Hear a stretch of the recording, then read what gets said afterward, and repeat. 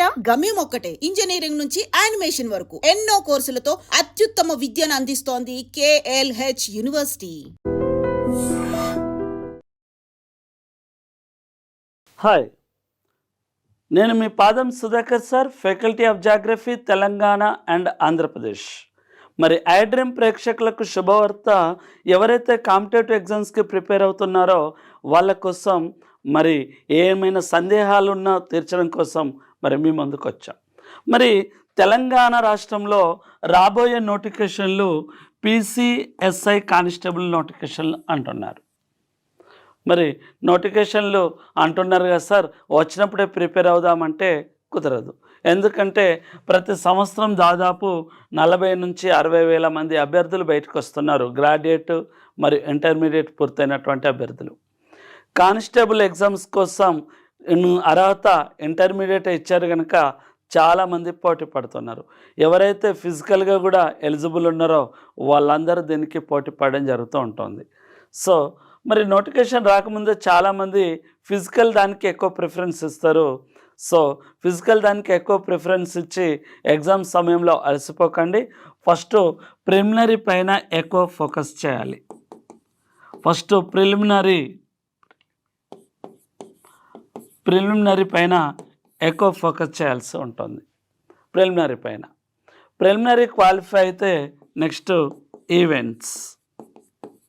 ఈవెంట్స్కు qualify అయిన తర్వాత మెయిన్స్కు ఉంటుంది. సో చాలామంది ప్రిలిమినరీ కదా క్వాలిఫై అవ్వమా అని అంటూ ఉంటారు. సో ప్రిలిమినరీ క్వాలిఫై అవ్వడం కూడా చాలా కష్టం. అందుకనే ప్రిలిమినరీ ప్రిపేర్ అయ్యేటప్పుడు ప్రిలిమినరీ మెయిన్స్ను దృష్టిలో పెట్టుకొని కంటెంట్ ఎక్కువగా ప్రిపేర్ అవ్వాలి. ప్రిలిమినరీ మరియు మెయిన్స్ రెండు దృష్టిలో పెట్టుకొని ఎక్కువ ప్రిపేర్ అవ్వాల్సి ఉంటుంది.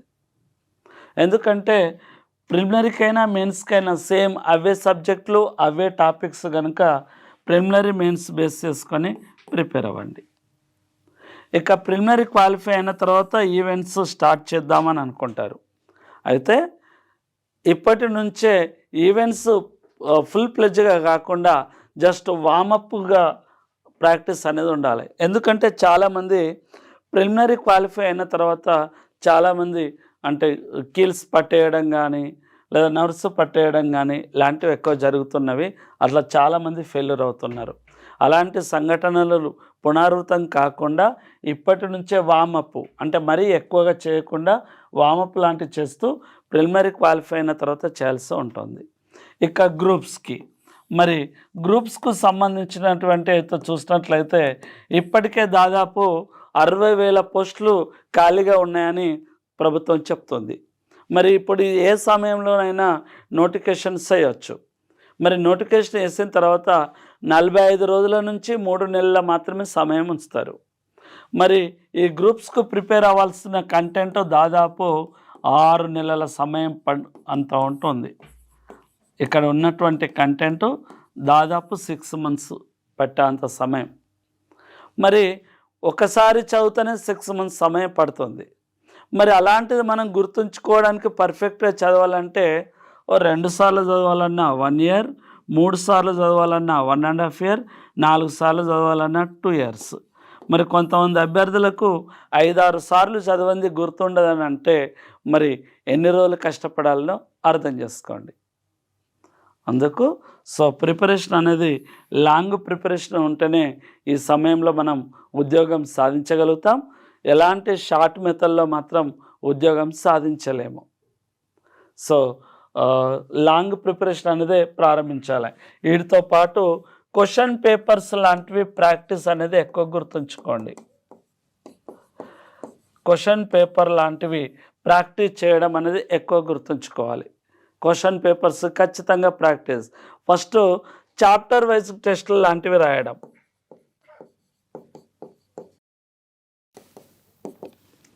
చాప్టర్ వైజ్ టెస్టులు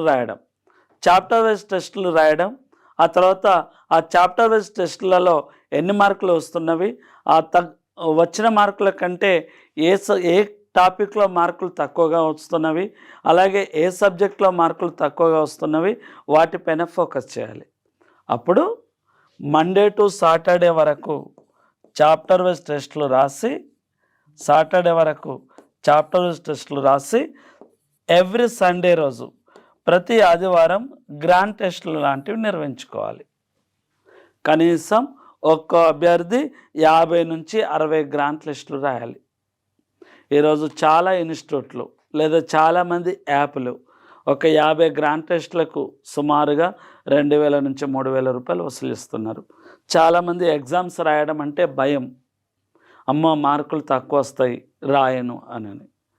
నువ్వు రాస్తేనే కదా నువ్వు ఏ స్టేజ్లో ఉన్నావని తెలుస్తుంది. 150 మార్కులకి దాదాపు 60 మార్కులు వస్తే మరి నేను ఏ స్టేజ్లో ఉన్నాను, మరి ఇంకా రోజు ఎంత సమయం రీడింగ్ వరకు పెంచాలి అని తెలుస్తుంది. కనీసం జనరల్ స్టడీస్లో 150కి 110 నుంచి 120 మార్క్స్ అన్న రావాలి. 150కి 110 నుంచి 120 మార్కులు వచ్చినట్లయితే ఉద్యోగం ఖచ్చితంగా సాధించగలుగుతాం. 150కి కనీసం 120. ఎందుకంటే ఇంతకుముందే చెప్పాను కదా, జనరల్ స్టడీస్ అనేది ఎక్కువగా ఫోకస్ చేస్తుంది. దాదాపు ఏ కాంపిటేటివ్ ఎగ్జామ్స్కైనా పేపర్ 1 జనరల్ స్టడీస్ అనేది ఖచ్చితంగా ఉంటుంది. ఇక తర్వాత చూసినట్లయితే చాలామంది కోచింగ్ తీసుకుంటారు. కోచింగ్ తీసుకున్నంతసేపు రోజు 1 గంట 2 గంటలు చదువుతారు. 6 మంత్స్ కోచింగ్ అయిన తర్వాత 6 మంత్స్ కోచింగ్ అయిన తర్వాత ఇక అయిపోయింది కదా, నోటిఫికేషన్ వచ్చినప్పుడు చదవడం ప్రారంభిద్దాంలే అనుకుంటారు. అలా చేయకండి. కోచింగ్ అయిన తర్వాత కంటిన్యూషన్ ప్రిపరేషన్ అనేది చేయండి. ఎప్పుడు అంటే జాబు వచ్చేంత వరకు. జాబు వచ్చేంత వరకు ప్రిపరేషన్లో ఖచ్చితంగా ఉండాలి. అలాగే డైలీ క్వశ్చన్ పేపర్స్ లాంటివి ప్రాక్టీస్ చేయాలి. సో రాబోయే నోటిఫికేషన్లో విజయం సాధించడానికి ఇలా ప్రిపరేషన్ కంటిన్యూషన్ ఉండాలి. సో ఆంధ్రప్రదేశ్లో జాబ్ క్యాలెండర్ ఉంది. ఆ జాబ్ క్యాలెండర్ దాదాపు అక్టోబర్ వరకు ఏ నెలలో ఏ జాబ్ నోటిఫికేషన్ అనేది ఉన్నది.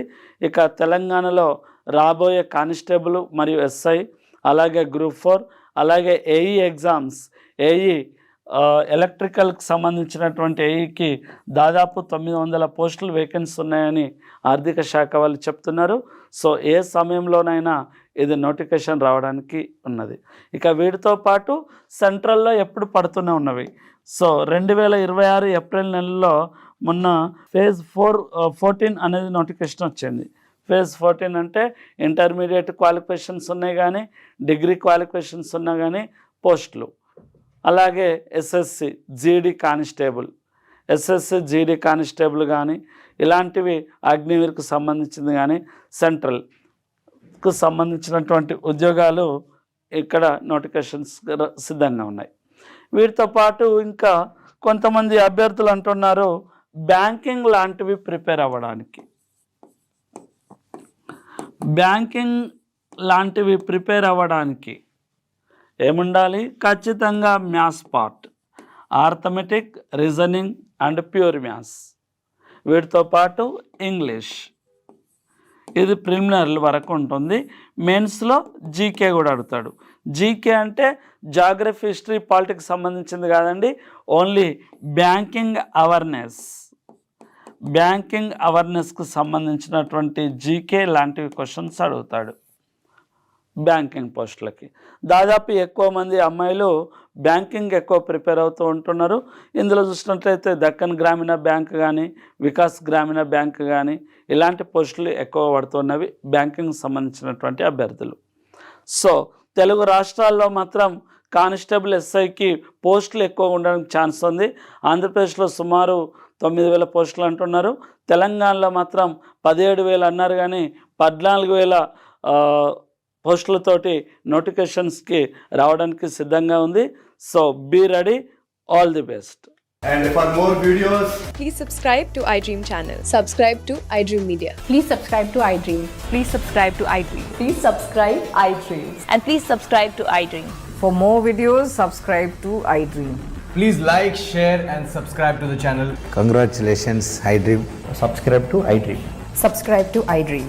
So subscribe to iDream Media. iDream ki iDream team andarki huge congratulations. Please subscribe iDream Media. Please subscribe to iDream. Subscribe iDream. Please subscribe to iDream. I dream అంటే నా కళల ఛానల్ను subscribe చేసుకున్న నోరు తిరుగుతలేదు. మీరైతే గంట గుర్తు కొట్టండి. For more such videos, please subscribe to iDream. Subscribe to iDream. Please subscribe to iDream. Please subscribe iDream Media. Please do subscribe to iDream. Please subscribe to iDream Media. For best entertainment and information, please subscribe iDream. And don't forget to subscribe to iDream.